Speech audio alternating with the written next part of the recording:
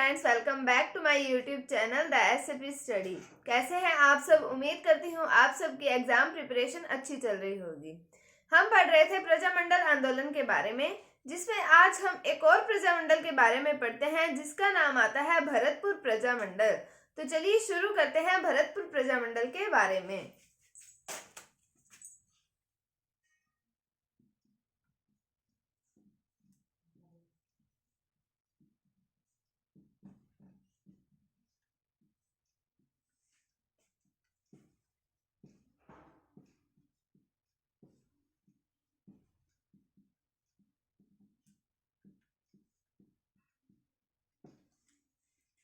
अभी तक हमने जितने भी प्रजामंडल के बारे में पढ़ा है उनमें हमने ये पढ़ा कि इस व्यक्ति ने यहाँ पर प्रजामंडल की स्थापना की या लोगों में राजनीतिक चेतना जागृत करने की कोशिश की थी।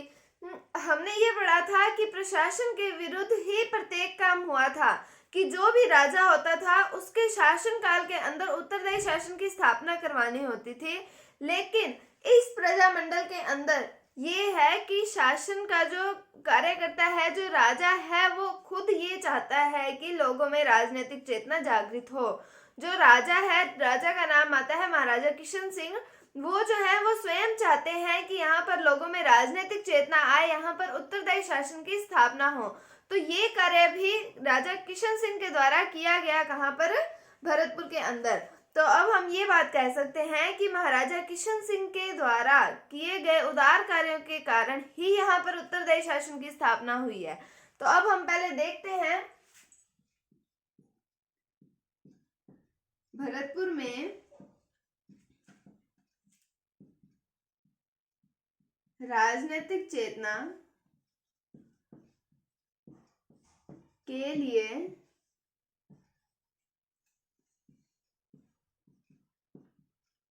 महाराजा किशन सिंह का उदार शासन जिम्मेदार रहा।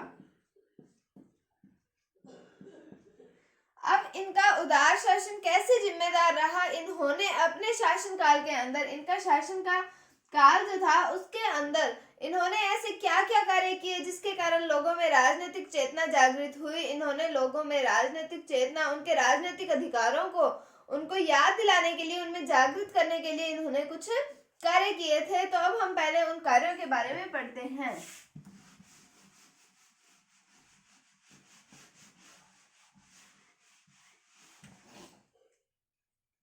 तो पहला पॉइंट हम पढ़ते हैं कि गांवों व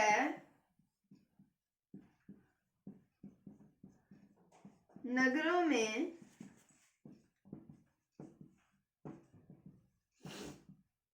स्वायत्तशासी संस्थाओं की स्थापना।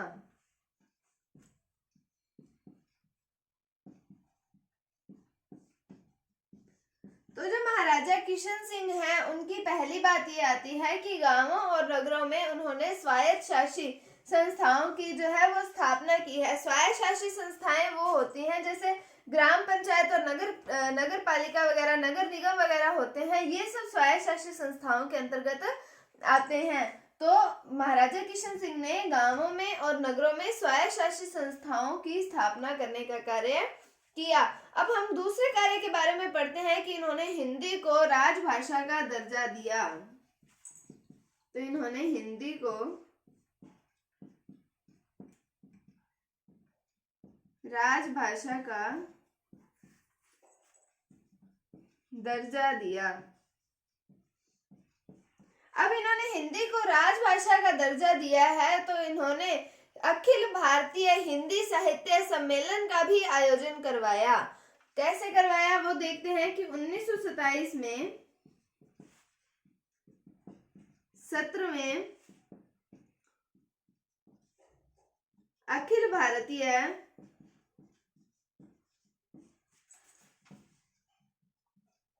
हिंदी साहित्य सम्मेलन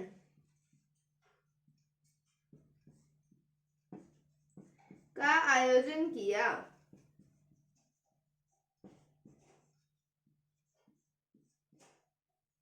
तो इन्होंने 1927 ईस्वी में 17वें अखिल भारतीय हिंदी साहित्य सम्मेलन का आयोजन किया, जिसकी अध्यक्षता की गई थी गौरी शंकर हीराचंद ओझा के द्वारा की गई थी। और इसके अंदर जमनालाल बजाज, रविंद्रनाथ टैगोर और मदन मोहन मालवीय ने भी भाग लिया था।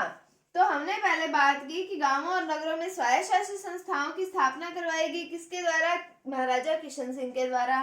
फिर हमने देखा कि हिंदी को राजभाषा का दर्जा दिया गया और 1927 ईस्वी में 17वें अखिल भारतीय हिंदी साहित्य सम्मेलन का आयोजन किया गया। किनके द्वारा किया गया? महाराजा किशन सिंह के द्वारा।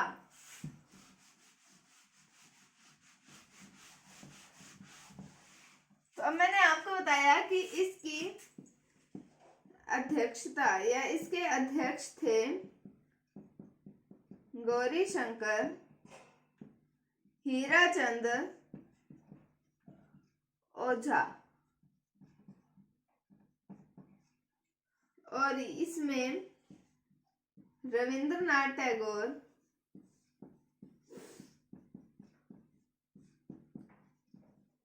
मदन मोहन मालवीय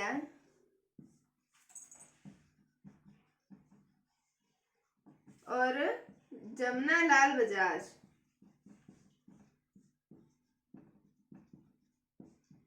ने भाग लिया।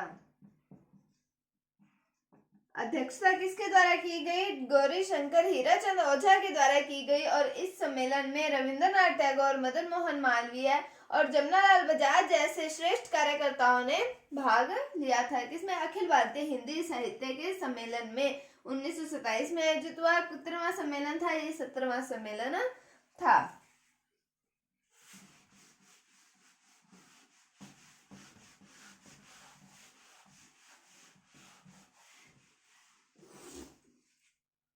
अब हम बात करें कि 3 पॉइंट हमने पढ़ लिए हैं, तो चौथा पॉइंट आता है महाराजा के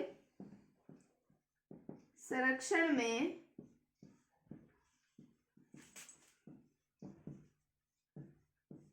ठाकुर देशराज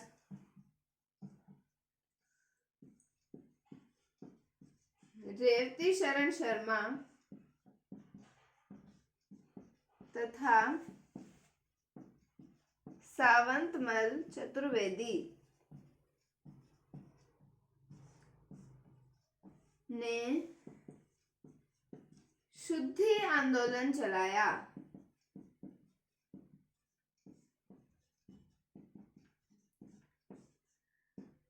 तो महाराजा के संरक्षण में महाराजा कौन है? महाराजा किशन सिंह। इनके संरक्षण में यानी कि इनके आदेशानुसार ठाकुर देशराज, रेवती शरण शर्मा और सावंतमल चतुर्वेदी ने शुद्धि आंदोलन चलाया। अब ये बात आती है कि शुद्धि आंदोलन क्या है।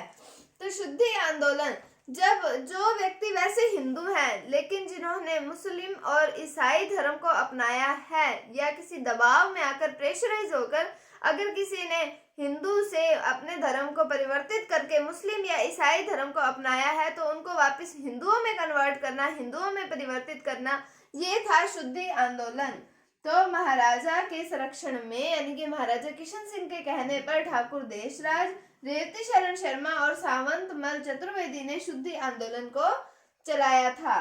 तो अब हम बात करते हैं इसके लास्ट पॉइंट की कि आखिरकार महाराजा ने 15 सितंबर 1927 ईस्वी को ये घोषित कर दिया कि यहाँ पर उत्तरदायी शासन की स्थापना की जाएगी। तो 15 सितंबर 1927 को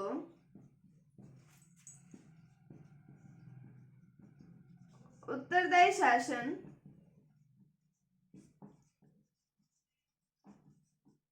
स्वीकार किया।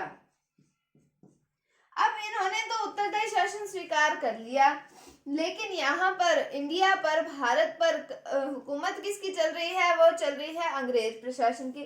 तो जो अंग्रेज प्रशासन है उसको ये स्वीकार नहीं होता। वो कहते हैं कि यहाँ की जनता में आक्रोश भी उत्पन्न ना हो कि हमारे राजा को हटा दिया और हम इनके ही पुत्र को, उनका नाम आता है बृजेंद्र सिंह, तो उनको इन्होंने शासक नियुक्त कर दिया। लेकिन वो थे अल्पवयस्क थे, उनकी उम्र इतनी नहीं थी, वो बच्चे ही थे उस समय पर। तो उन्होंने अपने एक दीवान के पद पे अपने एक व्यक्ति को बिठाया जिनका नाम आता है डंकन मैकेंजी। तो इनको उन्होंने दीवान के पद पर आसीन किया जिससे जनता में आक्रोश उत्पन्न ना हो, वो उनको ये तो कह सके कि हमने राजा के बेटे को ही बिठाया है या किशन सिंह के पुत्र को ही बिठाया है। लेकिन शासन का भार चलाया किसके द्वारा था, संभाला किसके द्वारा जा रहा था, वो थे डंकन मैकेंजी के द्वारा। तो हमने अभी पढ़ा कि महाराजा ने चलवाया शुद्धि आंदोलन और 15 सितंबर 1927 को उत्तरदायी शासन को स्वीकार कर लिया।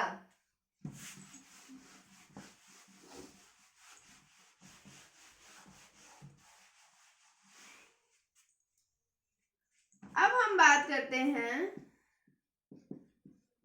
कि अंग्रेजों ने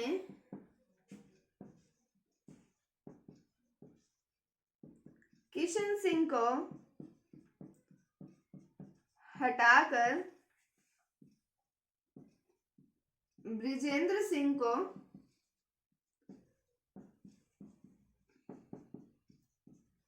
शासक घोषित किया तथा संपूर्ण शासन अधिकार दीवान